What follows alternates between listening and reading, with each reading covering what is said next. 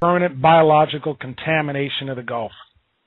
And the whole part of this is to let everybody know this sickness and these skin boils and the ulcerations on the skin and untreatable viral and bacterial pneumonia of new species of viruses and bacteria causing untreatable pneumonia and organ problems, kidneys shutting down, liver shutting down.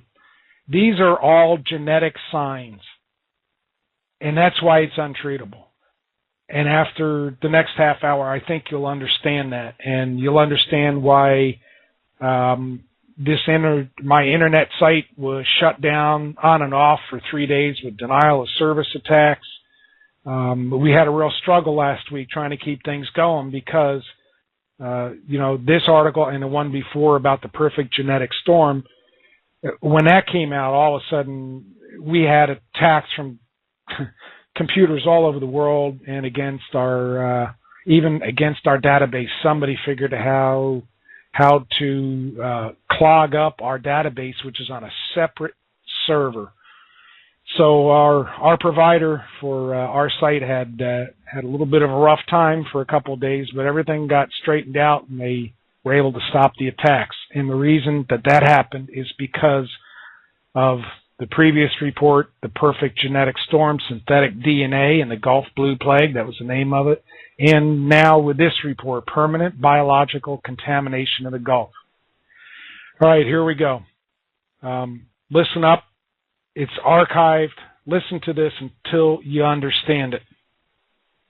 While natural viruses and bacteria respect species barriers, the storm of artificial genetics created by synthetic biology engineers in order to eliminate the flow, the flow of crude oil and gases in the Gulf of Mexico are actually designed to cross species barriers.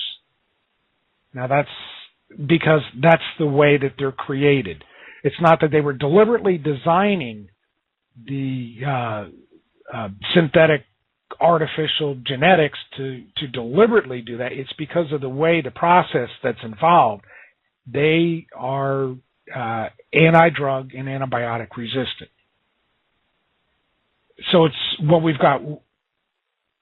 What they've done is they've created absolutely new viral and bacterial pathogens that doctors like my ex-Special Forces medic who became a doctor who has seen a lot of stuff in the field in his Army days and now is a full-fledged physician, as he said, I have never seen the kind of stuff that's going on with people who are sick along the Gulf Coast. And he agreed. This is new viruses. This is new bacteria. When they send tests out, they're getting question marks for what it is. So that shows you it's new. His wife is also an RN, and she's saying the same thing. She works in a different clinic. So anyway, it's this is what's directly responsible for the spreading of these antibiotic-resistant and drug-resistant viral and bacterial outbreaks that we're having along the Gulf Coast. And it's a pestilence that, if you read in my articles, I call it the Gulf Blue Plague.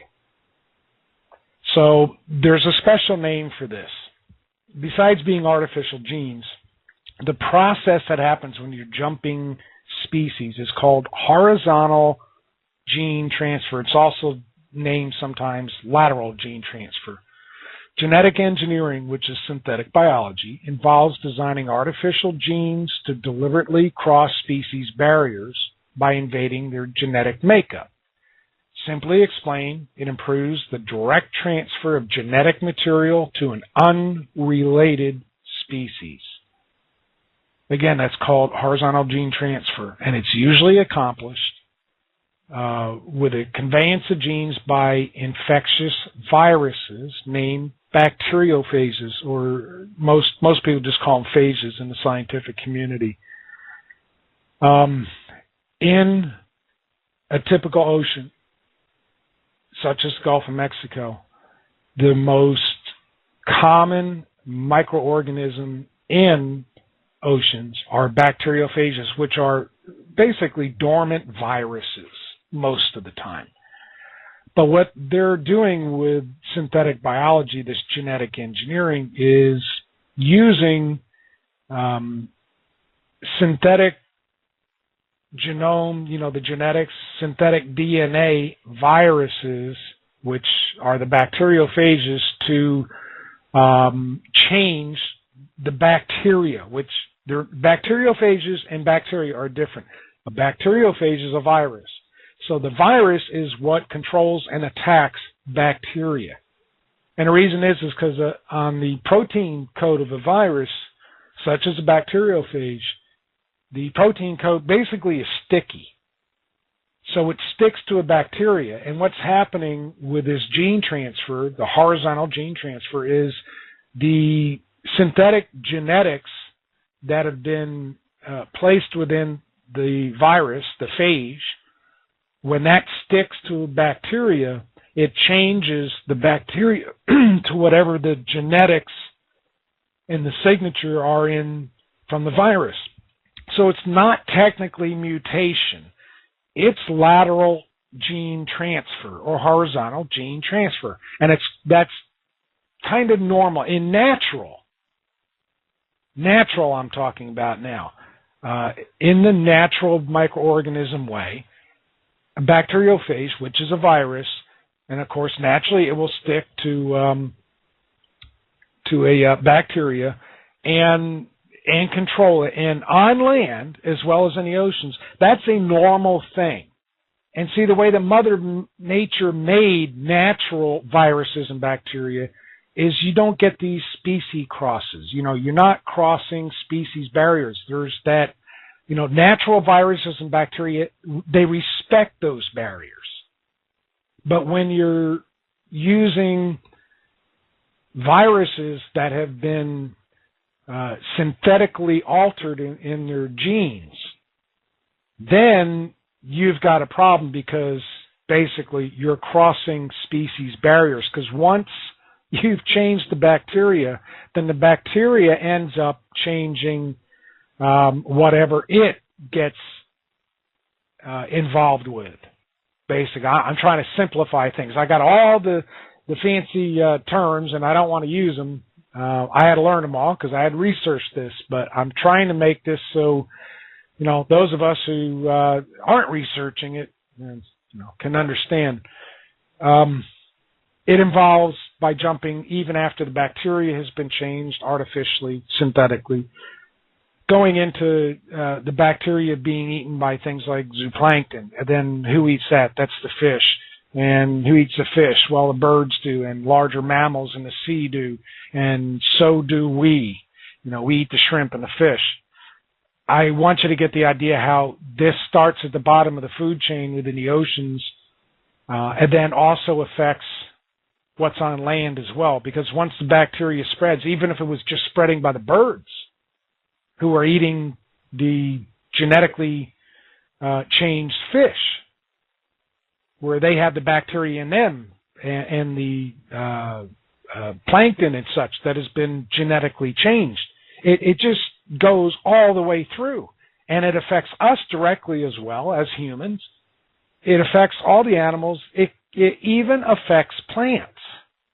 Once you start screwing around with Mother Nature with these artificial genetic engineering, and it's proven, okay, this is not just something that I'm making up, or, oh boy, I'm not saying let's go after BP because they did such a terrible thing. Look, BP is a small part of the equation of the cover-up.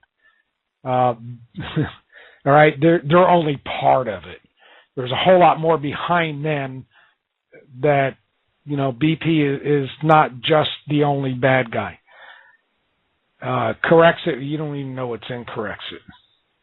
Find me somebody who's had a sample of what they're calling Corexit. All right, stop believing the lies that they're putting out. Anyway, so here we've got what's called transgenic DNA.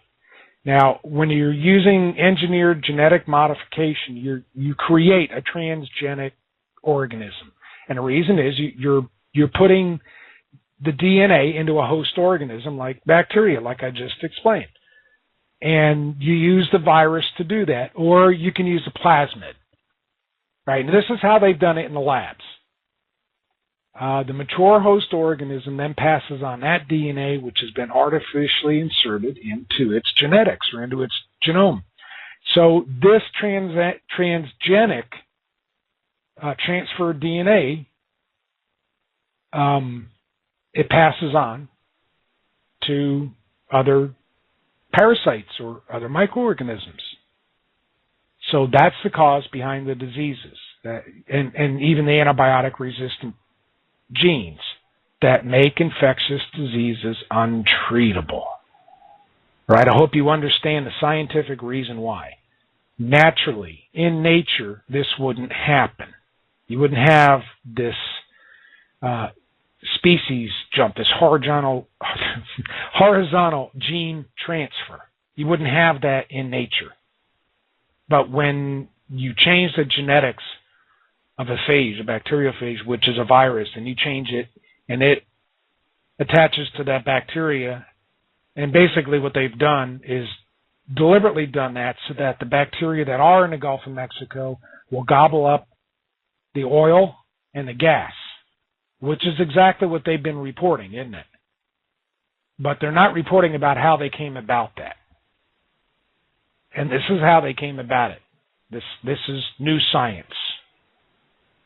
It's not really new, but okay, it's new to most people. Don't even know about this. So here's another really scary part. Genetic material that's released from both dead and live cells stay in the environment. Okay, just because a cell is dead doesn't mean that the genetics of it have died, because they haven't.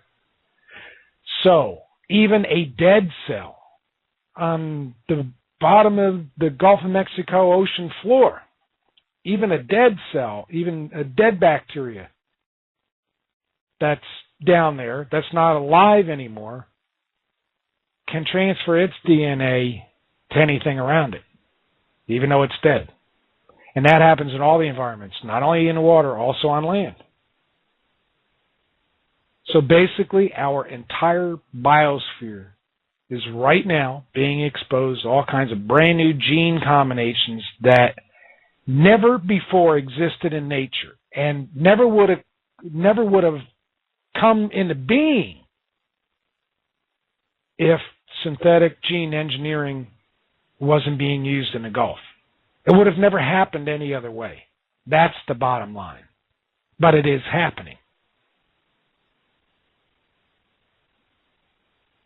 Here's basically what happens, and I want to go into Dr. Maximo Santin's comments to my research.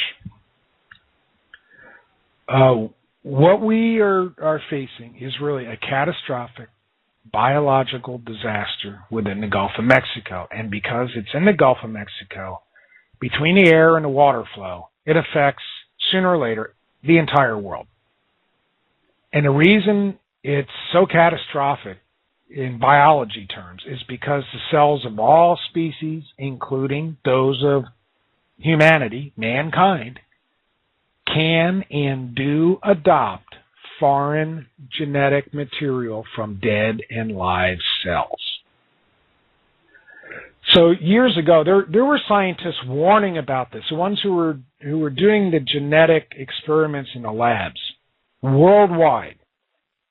And they warned about this. Back in '99, I read a report of a Japanese scientist, and some of the things I'm about to mention came from him, and other scientists totally agreed. But according to even in '99 and before they had said it, and after '99, 2003, another report I read from scientists, the true scientific community has they've been trying to warn about this for well over 10 years. Well over 10 years. They've been trying to say, look, we have looked at this in the lab, And there's a problem. It cannot be controlled. When you start messing around and changing the genetics synthetically, you end up crossing over in species. And doing that, we don't know what the result would be. I'm summing up what they've all said.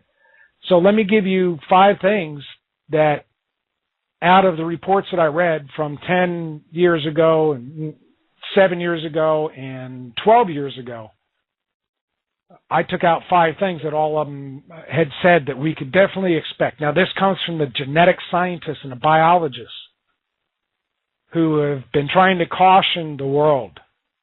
And they've been silenced as well because, they're making money with this genetic stuff.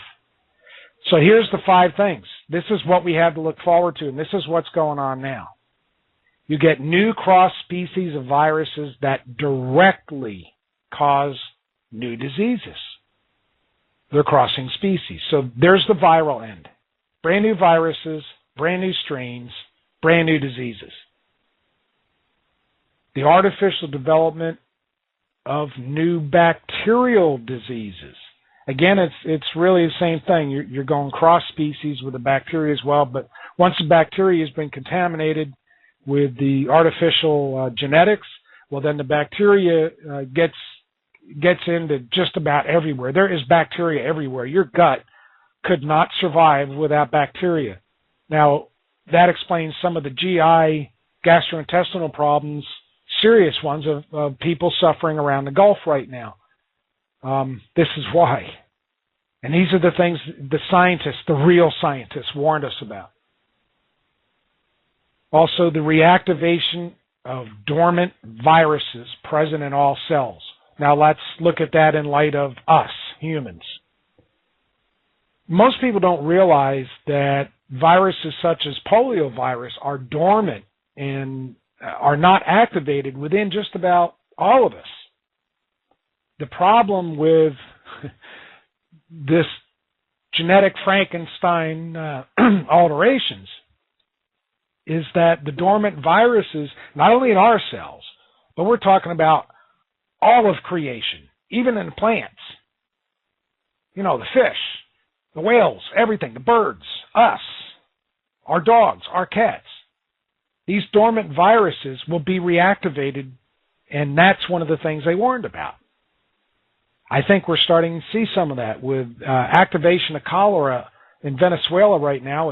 It's pretty much in, of course, you probably don't see it on the news, but I got a friend who lives there. Cholera in Venezuela right now is epidemic. Haiti, over 4,000 people as of last week. Of course, that's the official count. It's probably double that, and that's usually how it works in Haiti. Been there. In the UK, so-called swine flu. New strain. Don't count on it.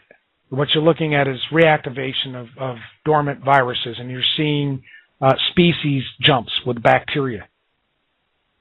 Okay, another thing that they knew that we were going to have was antibiotic-resistant genes in both viral, virus, and bacterial pathogens. We got it. That's why the people sick on the Gulf, especially the cleanup workers and those who were a Vessel of Opportunities program, and even rig workers who were out there in the Gulf working on the rigs, antibiotic-resistant genes. Can't get rid of pneumonia. Can't get rid of rashes. Can't get rid of skin ulcerations. Can't get rid of boils. Can't get rid of anything. It's just not working. That's why. It's because of the artificial genes. And then the fifth thing out of the summary of what I was reading with all these different reports that they were warning, the uncontrolled spread of new genes that have never before existed. I thought, whoa, this is pretty nasty stuff. And when I read it, I couldn't believe that they would use that in the Gulf of Mexico. But if you look at the signs, the physical signs in the sickness, they have. And it was great when I got Dr. Maximo Santin, when it ended up that he had looked at my research and my articles. So I want to get into what he said. Now, he's the expert. And like I said, he did correct me in one or two things, which is good, because now I have a better understanding so I can relay that to you. But while I was writing this article that I was just reviewing, it's my last article, I received an email from a news blog owner in Spain, and I had to translate it. My Spanish isn't like it used to be. It's kind of rusty. So what he was doing, he was letting me know about this commentary made by a very well-known university biologist in Spain.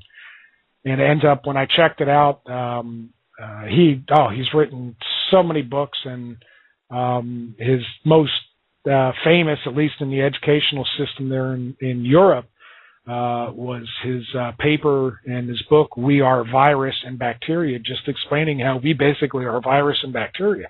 And this guy knows his stuff. He was the head of the biology department at Independent University of Madrid. His name is Maximo Sandin. And his specialty was teaching on human evolution and ecology.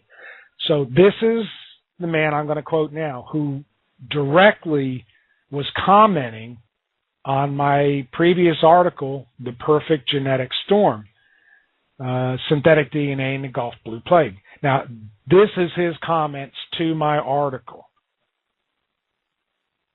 I believe that some, or rather many, of the activities of the biotechnology or bioengineering companies are becoming ever more dangerous each day, because their practices seem to be completely behind the back of present scientific knowledge.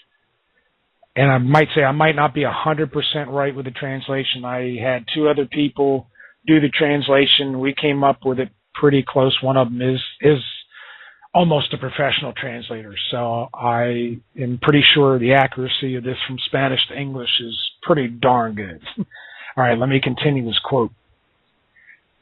He's talking about the bioengineering companies working behind the backs of scientists and their present scientific knowledge. Their pretensions to change genes voluntarily or to modify or interfere in the natural phenomena are based on a declining conception that does not genetically consider the ecology.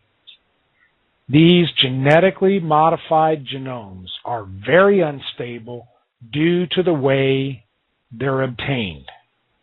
For that reason, the genes are transferred to the modified or transgenic organisms that produce, now catch this, a permanent biological contamination in the ecosystems, not just ecosystem, not just the Gulf of Mexico, in the ecosystems whose effects are unforeseeable. In other words, unknown, cannot predict it.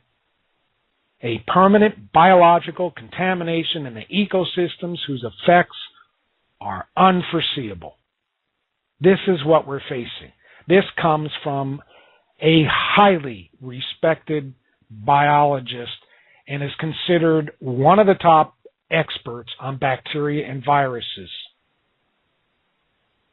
I'll continue his quote. On land, communities of associated bacteria and viruses, bacteriophages or phages, plentifully exist in the ecosystem for the purification of fresh water, the degrading of toxic substances, waste product recycling, carbon dioxide production, and the nitrogen fixation within plants. In other words, they're vital. These communities genetically exchange information by means of plasmids and viruses. The viruses control the bacterial population. For that reason, the altered transgenic genes can cross to other organisms in the ecosystem. This practice has been repeatedly denounced by prestigious and independent scientists, although the mass media does not report this. That's what I was saying, is the real scientists do not agree with the synthetic genome, Craig Venter, garbage. And the reasons they don't agree is because they know the consequences. They knew the consequences in their labs when they were first starting to deal with this more than 10 years ago. They understood what would happen. And I'll repeat what he said. The altered transgenic genes, in other words, going from one organism to another, jumping species, can cross to other organisms in the ecosystem, and that this practice has been repeatedly denounced by prestigious and independent scientists, although the mass media does not report it. Now, that's a real scientist who's saying, we tried to tell you. And people like Craig Venter are the minority of the scientific community. Just so everybody knows. The populations of bacterial and viral communities, I'm quoting him again, within the oceans are spectacular. It's been determined that there are 1 million bacteria and 10 million viruses per milliliter. However, for some scientists, these figures are conservative.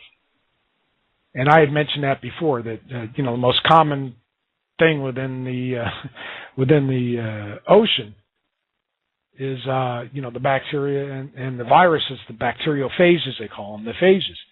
There's a lot of them there. Now that's the microorganisms. Mankind, and you've heard all of it, that we came from the ocean. We came from the most simple microorganism and developed from that. That's what scientists say. All right, quoting again. Their functions are of equal importance for the marine ecosystems. They are in the base of the trophic pyramid for the control of microorganism populations, in the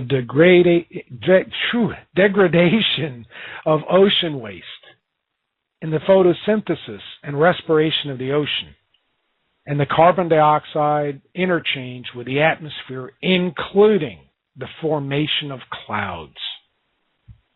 And you getting the idea how what happens in the Gulf affects everybody? In the water and in the air and in the rain? We now have news. I'm quoting Dr. Maximo again, Dr. Centine. We now have news on the methods to fight against the petroleum flow in the Gulf of Mexico.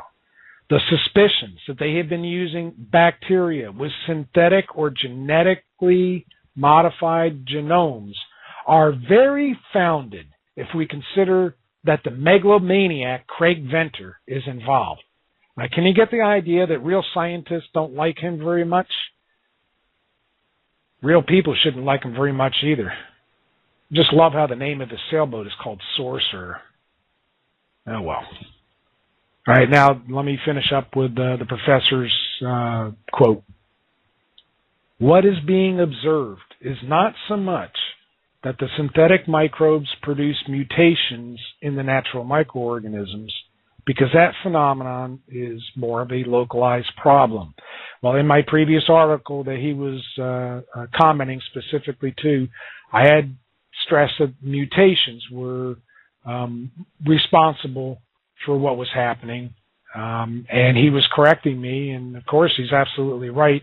The mutations would happen on a local level. In other words, it wouldn't jump species to species. Some things would mutate, but that wouldn't be a species-wide to the next species problem. It would be a localized problem where you would have a certain area that you would have these mutations, and it would pretty much stay as a localized problem. So he was correcting me with that, of which now I know that's true. All right, and then he goes on to say, the true problem is that the horizontal transference of these modified genes between marine microorganisms is taking place, and that would be a permanent biological contamination of the ocean, where the medium and long-term effects cannot be predicted. But with complete certainty, this will be a serious danger for the marine ecosystem in every area. I guess I will have to hope, but if these crazy activities go unchecked, we will end up confronting a problem for which we cannot find a solution. Now, that again is Professor Dr. Maximo Sandin from Spain, and was professor of biology department, Independent University of Spain. Written a lot of books, a lot of papers, very well respected for his research and such on viruses and bacteria. There's his comments of exactly what is going on, what we have to face, and that it will affect everywhere. He wasn't just talking about the Gulf. He said a permanent biological contamination of the ocean, long-term and short-term effects that can't be predicted, and a certainty, not a guess, a certainty that it'll be a dangerous, serious danger for the entire marine ecosystem in every area, and by that meaning all the oceans. Comment from Michael, and Cajun Michael in the chat. Thing is, all science, really, they don't know for sure what they're doing in the long term. It's like a bad mechanic. They just keep trying to fix things till it works for now. Yeah, that's a good way to put it. Not what can happen later. They prove that time and time again. Well, Cajun Michael, you got it. It's exactly what's going on. Just exactly the way you put it. And in defense of real scientists, especially in Europe and in South America, because they're the ones that I've been communicating with and who have been doing testing. And they are so much against what's going on in the Gulf. Real scientists are. It disturbs me that if there are any real scientists in North America, I would have expected some of them to speak up by now and agree with their colleagues around the rest of the world. But for some reason or not, I think a lot of it is the same reason that people are shutting up everybody who tries to say anything, who lives along the Gulf. I'm sure that they're shutting up the scientists as well.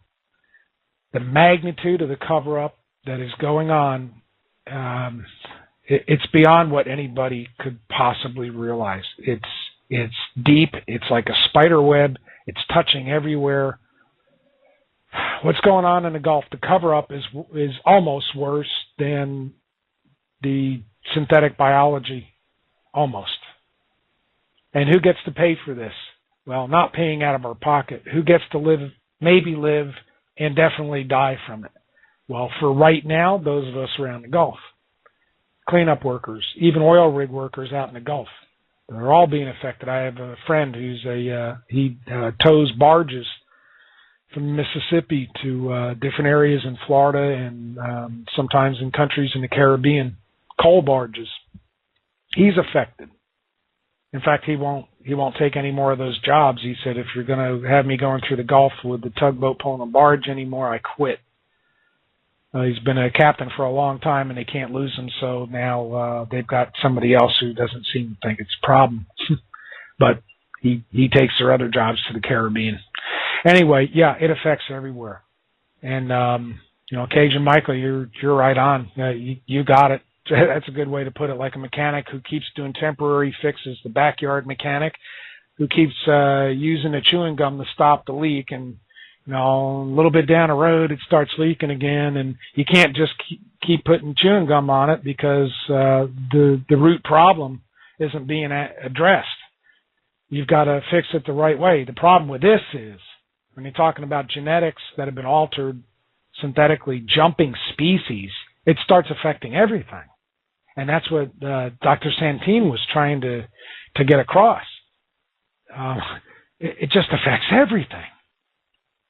The suspicions they've been using bacteria with synthetic or genetically modified genomes are very founded if we consider that the megalomaniac Craig Venter is involved. I wish I had said that. But I'm not a scientist, and I'm so glad that a scientist said it for what it really is. Yeah, Craig Venter is a megalomaniac.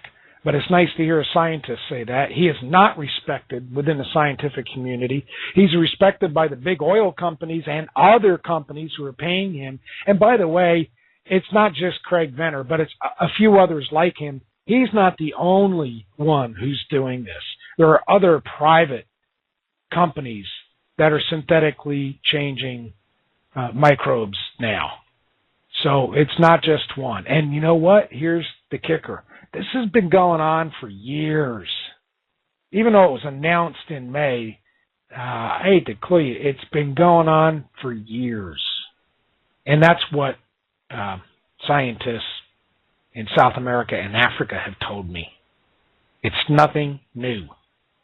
The new part is they decided to use it large scale within the Gulf of Mexico to alter bacteria in order for the oil and for the gas to be eaten up. And it looks like they're somewhat successful according to their mainstream media news reports. Oh my gosh, the oil plume is it's being eaten up. We don't understand how this can happen. And then you get Terry Hazen, scientist in Berkeley Labs, which is a government lab, by the way, out in California, and he makes, statements like it's being eaten up faster than expected. Well, okay, faster than expected. Natural bacteria couldn't possibly do it in a time frame, and every scientist knows that. Now, then you get little statements from people like Mike Utzler at BP. Let me go play that. This is on BBC United Kingdom Broadcasting. And right now we can't access their original recording of this on the internet. If you have a North American IP address, you can't access it anymore. Good thing I caught it when I did on December 1st. Listen to what BP says. The plume is actually disappearing. The plume is being biodegraded, that there is a new form of microbiology that is attacking this plume and using it as a food source. Just to bring it back to the... Get moving now, guys. Sorry. Thanks, guys. I'm here. Okay. Thank you. How do you like how they cut him off? Oops. He just spilled beans. A new form of microbiology is eating up the plume. A new form. Does that sound like natural? Nope. A new form. Listen to those English words. When somebody says something is a new form, it means there's nothing else like it out there. What could that be when you're talking about microorganisms eating up the oil? It has to be bacteria or viruses. A new form of microbiology. It's exactly what he said, and you know darn well what he meant. A new form. A new form has never been seen before. I got to play it again. The plume is actually disappearing. The plume is being biodegraded, that there is a new form of microbiology that is attacking this plume and using it as a food source. Just to bring... And see, right after that, they cut him off. His own people at BP cut him off. He was being interviewed by BBC Two, the United Kingdom television and radio. That kind of settled it for me, that there was no doubt that this new form of microbiology, you know damn well what it is they were using. If it didn't come from Craig Venter, it came from one of the other private companies that do the synthetic biology. That easy. Not hard to figure out, is it?